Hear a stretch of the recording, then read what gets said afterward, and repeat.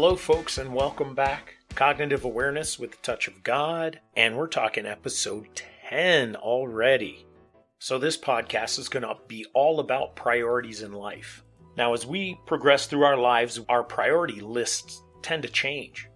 What our priorities and how they rank is really important for us to really understand how we progress in our life. So this requires a lot of deep thought and an even deeper commitment to the process. So creating a list of where we were compared to where we are is a huge step in us understanding more deeply just how triggered or how unbalanced we were in our dark times. So even if we're going through the dark times now, we still have the ability to understand what our priorities were before we got into our darkness, what our priorities are in our darkness, and then what we hope to achieve in our priorities after we get out of our darkness. So this simple sheet that I have available online, and I'll again give you the link to that on the podcast title. The sheet that we're working on is just what are your priorities in life? And it's going to be a two-sided sheet. There's going to be what were your priorities then compared to what are your priorities now? And what we're going to do for this, folks, the idea or the goal behind this sheet is to be able to list something that was when you believed you were the healthiest before you got dark. What were your priorities? Let's just bring this down and give you an example. As a child, one of my priorities was to have as much fun as possible, play as much as possible, get on my bike as much as possible, eat a lot. I was an extremely hungry child, so I ate a lot. I wanted to hang out with my friends. That was a priority. I wanted to make sure when school was done that I'd walk down the creek and maybe get my feet wet. Those things are real priorities in the child's brain, in my youthful brain. I didn't care about whether I paid rent because I was a child and didn't have to worry about it. When I was in my dark times, each time I was in my dark times, what were my priorities? How drunk could I get? Can I hide this from people? Can I sneak this through? Can I maintain my job as I'm still working on this alcohol? Okay, where do those priorities get placed? Now that I'm a sober person, I'm a recovered alcoholic, it's real simple. My priorities are God first, me second, family, friends, and everything else after that. If you take a look at what your priorities are in your life right now, what is the most important thing for you to do right now?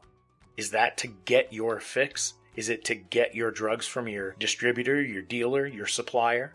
Is it to run to the package store without anyone recognizing your car? Is it to lie, cheat, and steal as much as you can? Is it to survive? Is it to find a shelter? I mean, think about how much our priorities are dictating our actions.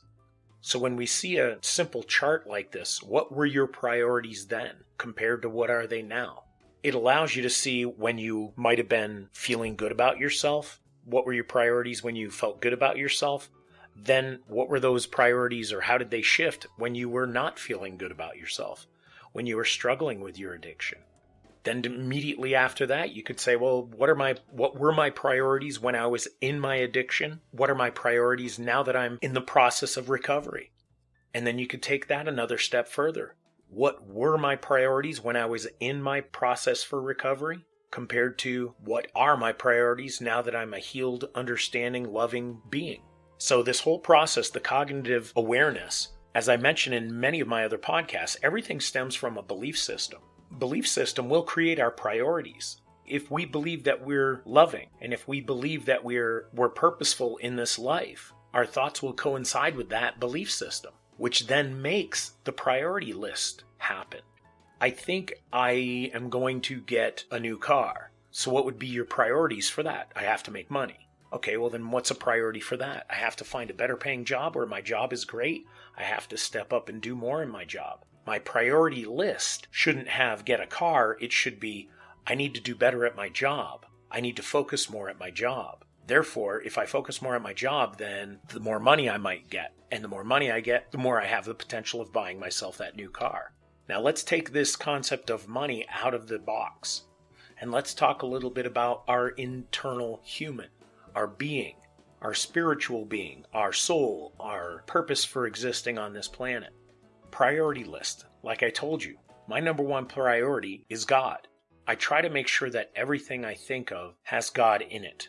Not saying that the word God is presented in every thought or every sentence that I say. I'm just saying for me, that is the number one thing in my life. And I hope that's the last thing that I have as a priority in my life, so that when I do die, that still remains the priority. Somewhere along the lines during my lifespan, God fell down the priority list.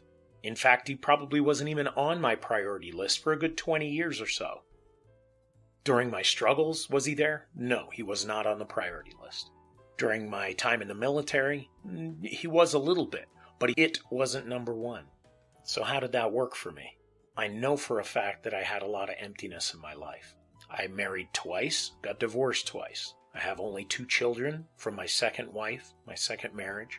But even having a family, having a nice house, decent cars, the picket fence scenario, I know I was empty. I know I was not as happy as I could be. Sure, I played the game. I masked it up. I covered up my emotional distress and my spiritual longing with stuff. So stuff became more of a priority than God was, or my spirituality. In my youth, when my parents had a divorce, what were my priorities when that happened? My number one priority was I had to hate my father. I believed when I was a child, I believed he was the reason why the divorce happened.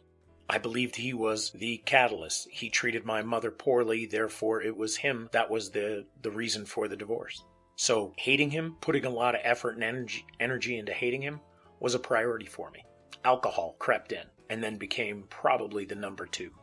Then having friends and parties and a good time and playing sports, being good at it, concealing my alcoholic patterns. So you can see that priority list changed completely from when I was a child and just being carefree, loving and playing and having friends and going all over the place and just enjoying life and playing with Tonka trucks in the dirt, to drinking at 13. So the priority list changes as we go through our life experiences.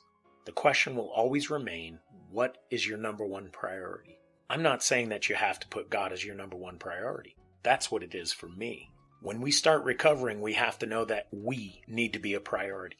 We do not put ourselves lower than number 2. If you don't want a God to be in your number one priority list, then the number one priority should be you. Being happy, healthy, healed, recovered, sober, clean. That should be your number one priority if you don't have God to put as your number one. So this worksheet I'm going to provide for you, like I said, it's very simple. It's just 2 columns of information. What were your priorities then? What are your priorities now? Give that a look over. Download it. It's going to be a free download, along with these podcasts being free. My goal is to make sure that whatever you can heal from is not something that you're going to be burdened with financially. If I can give you everything I can, all my knowledge and my experience and my wisdom and my worksheets for free, that's exactly how it's going to happen. So I thank you folks for listening in. I know it's a short podcast, but then again, short and sweet is sometimes best. And in this particular case, dealing with priorities in life, we're going to make it so. Thank you very much for listening in. I hope to see you on the next podcast, and enjoy your day, folks. Live, love, and be happy. God bless you.